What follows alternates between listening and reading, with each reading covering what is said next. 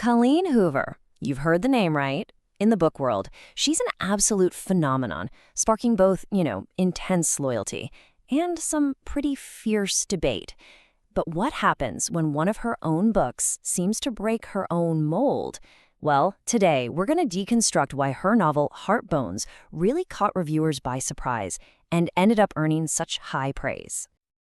And this quote from Molly Frankel really just nails it. Colleen Hoover, or Coho as her fans call her, is kind of the elephant in the room. You either love her or you really don't. And a lot of that boils down to her signature style, these intense, often controversial romances that, let's be honest, can sometimes get criticized for advertising toxic relationships. This reputation, it sets a very specific expectation when you pick up one of her books. So you crack open a Colleen Hoover novel, and you're expecting a whirlwind romance, right? Probably packed with some dramatic, jaw-dropping twists that all center on the main relationship. That's the expectation. But with Heartbones, reviewers noticed that the reality is something totally different, especially right at the beginning. I mean, the book doesn't open with some cute meeting, it opens with a raw struggle for survival. We are immediately thrown into the life of our main character, Beyah. And her world is, well, it's grim. One reviewer called it a world of real-life deprivation. And honestly, that might even be putting it mildly.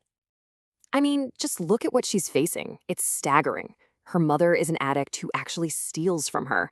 Her father has been totally absent.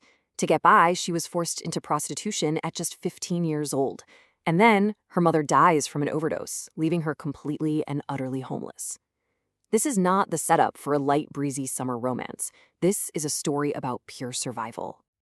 And like The Spectator noted, this is the key difference. The book's intense focus on just staying alive, with almost zero romance in sight, is a huge departure from the usual Hoover formula. And it's this gritty realism that immediately hooked reviewers. It left them thinking, okay, where is the story even going? Of course, this is a Colleen Hoover book, so romance does enter the picture eventually. Beyah gets sent to live with her estranged father in Texas, and that's where she meets Samson. And at first, it really seems like we know exactly where this is headed, because the story starts to play into a very, very familiar trope. So the story starts leaning into that classic literary archetype, the one, you've got Beyah, who comes from literally nothing, and then there's Samson, who, as one reviewer put it, presented himself as rich. It feels like we're settling in for that classic, unlikely romance between the poor girl and the wealthy, mysterious guy. So the big question becomes, is this really what Heartbones is about? Are we just heading for that classic story where the rich boy swoops in and saves the poor girl from her terrible circumstances? Because, that's exactly what the setup leads you to believe. But this is where Colleen Hoover pulls the rug right out from under you, and it's exactly why reviewers loved it so much. She sets up this super familiar trope only to completely flip it on its head with a massive twist. And here is the twist. We all thought Samson was this wealthy savior, but the reality is, he isn't just like Beyah. His situation is arguably even worse. He has no family, he's homeless, and he's dealing with a criminal record. The police actually show up because he's violating his parole. He's not the savior. He's just another person desperately trying to survive. So the most crucial part is what Beyah does next.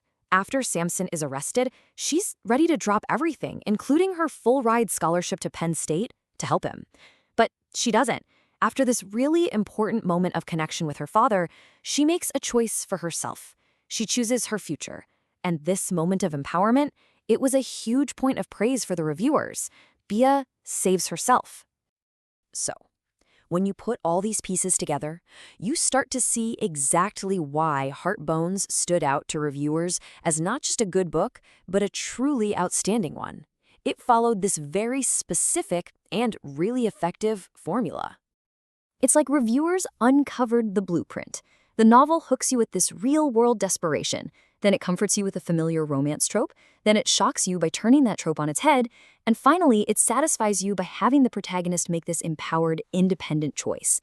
And the whole thing just wraps up with these deeper, hidden lessons. And these are those deeper lessons that reviewers picked up on. The story is ultimately saying that your past does not have to dictate your future. It shows that there's real strength in being vulnerable. And it proves that true survival, well, that means forging your own path, not just sitting around waiting for someone to rescue you.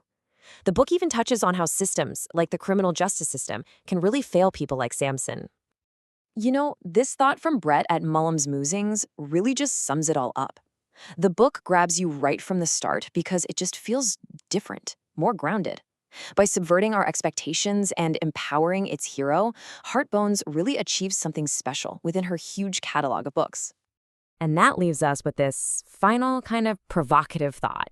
Yeah, the connection between Beyah and Samson is central to the plot, but maybe the true love story here is the one Beyah forges with her own future, a future that she fought for, that she chose, and that she built all by herself.